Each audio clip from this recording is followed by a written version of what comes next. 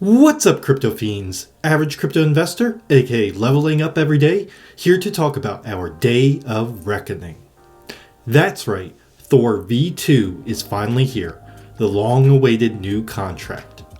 This new contract brings us away from being a ring fork to a new contract that was built from the ground up. It has a couple key features that we will be discussing, such as reducing contract-induced selling pressure, quality of life upgrades, introduction of maintenance fees, unlimited node cap per wallet, and reduced gas cost. All of these things will be covered in a few short minutes, so make sure you stick around. As always, nothing said in this video is financial advice, and you should always do your own research before investing into any project.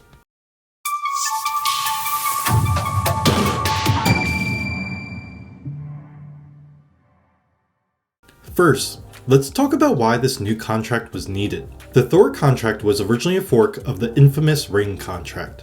There were several major flaws with this contract, as well as a negative reputation it garnered from Ring's rug pull earlier this year. The contract was limited in the maintenance that the devs could do, and they've been applying band-aid fixes for the past few months while developing this new contract. In addition, many competitors use the same contract, creating quite a few copycats.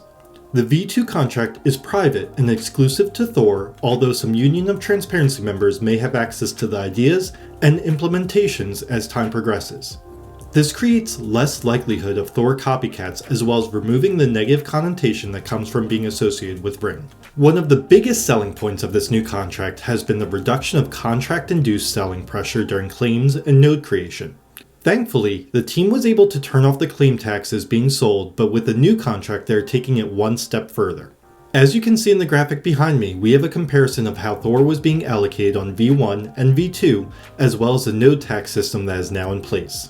The biggest difference after the upgrade is the fact that Thor being sold during node creation goes from 46% to 30%, which represents a 35% reduction in contract-induced selling pressure. In addition, the team is keeping all claim tax revenue as Thor in the new contract to further bolster the rewards pool and reduce selling pressure. It is also important to note that this will be a dynamic allocation based off of the state of the market. If the price has healthy price action, then the team can sell more Thor to AVAX to help bolster the treasury. In a bear market, the team can dial back the allocation to help maintain the price.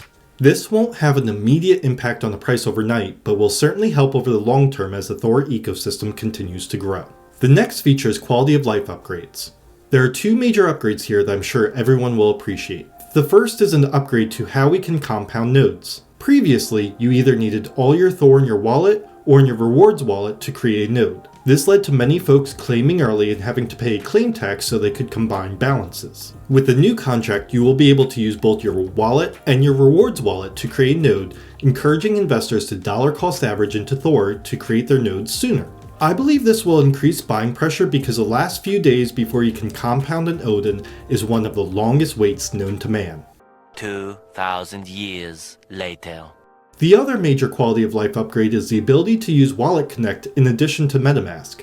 The next feature is the monthly maintenance fees. Ultimately, Thor needs a consistent way to generate revenue from within the ecosystem. Claim taxes are a first step to put Thor back into the rewards wallet, but what about income for future projects? This is where the maintenance fees come into play.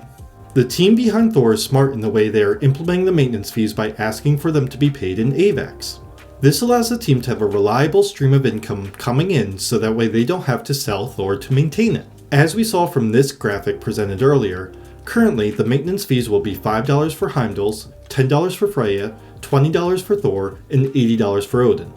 If we take a look at the spreadsheet utilizing the current number of nodes of each tier, we can see that this will generate over $4 million worth of AVAX every single month for the protocol.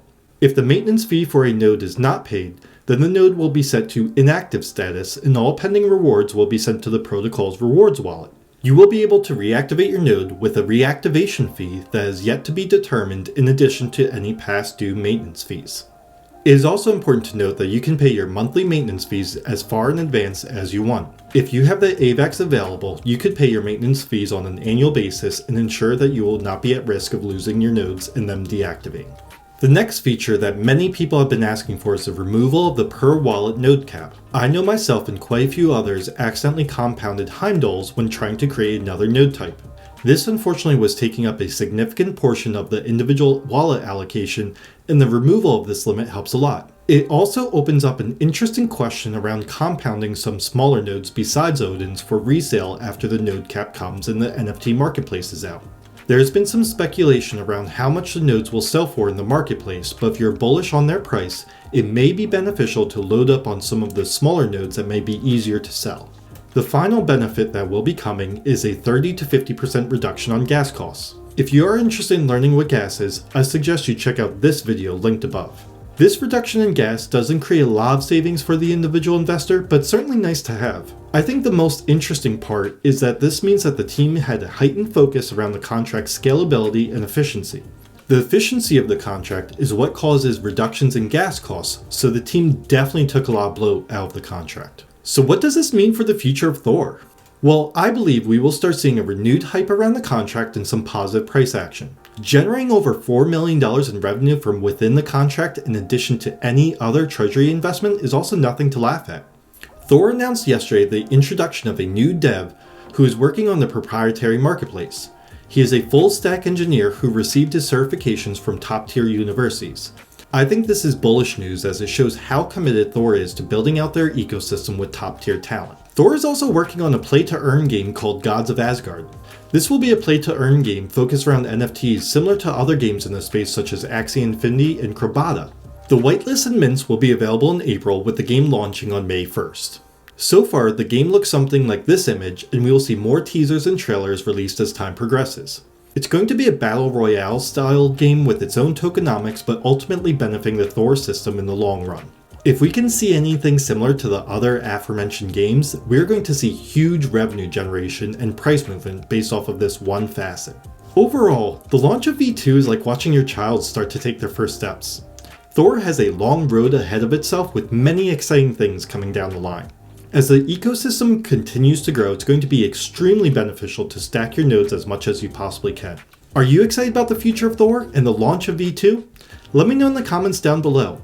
As always, don't forget to like the video and subscribe with the bell notification turned on so you can be alerted about all of Thor's news.